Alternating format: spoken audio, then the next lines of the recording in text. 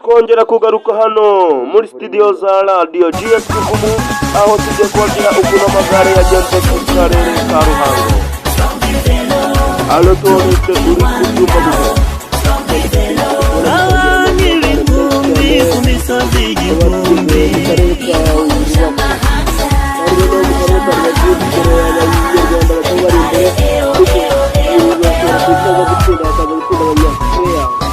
wapi ndibona mu karere ka Ruhango ari umuzungu uhatekaye ari uwa mbere ndetse muze twitabe twese gaya mahanga yajahiganwa ku magare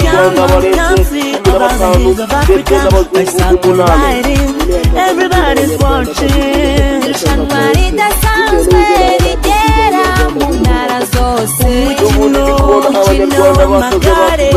kuko umunyarwanda mwiturudi aiwe ari kuza agerageza cyane nubwo bari mu duce tugoranye, kandi aka gace gaturuka Rubavu Ruhango ntago kari kagoye cyane nk'utundi duce kuko kagizwe n'ibirometero 15 ndetse na metero 80, kandi nta dusozi twinshi turimo, na hantu hamanuka gusa.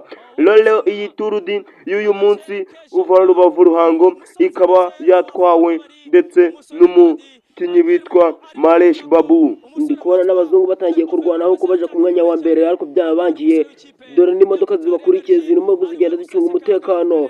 Ndabona hakurya hari guturukayo abanya-Ukraine ndetse n'abanya-Zimbabwe, bose barimo guhatanira kuja ku mwanya wa mbere, ko no biraza gukundana n'umunyarwanda icyizere nje ngifitiye tu.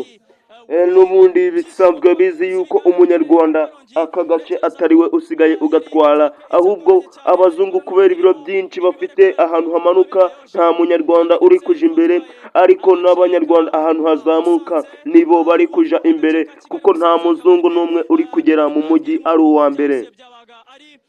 Rero tugenda dukomeza tubabwira agandi makuru uburyo ejo amagare gazagenda gava Ruhango gerekeza mu kandi gace.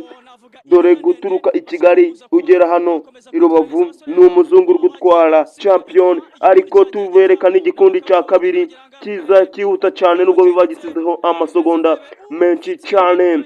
Nabo bagira hano, reka turebe ubahagarariye imbere, nta wundi n'umuzungu ugeze ku murongo ari uwa mbere, akurikiwe n'umunyarwanda ariwe bita Mugisha Samuel.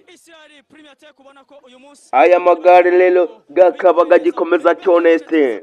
Ubundi iyi studio yacu ya radio GSK Vumu uri kubyumva gute iyi studio kujya yaguke? Uburyo ndiko kubyumva studio kugira ngo yaguke nuko bagomba kuza bakayimena mu mufungo nyine tu. Abanyamakuru bashasha nka Twishima Cyprien ndetse na mugenzi we Munezero Valence afatanyije na Uwiringiyimana Theoneste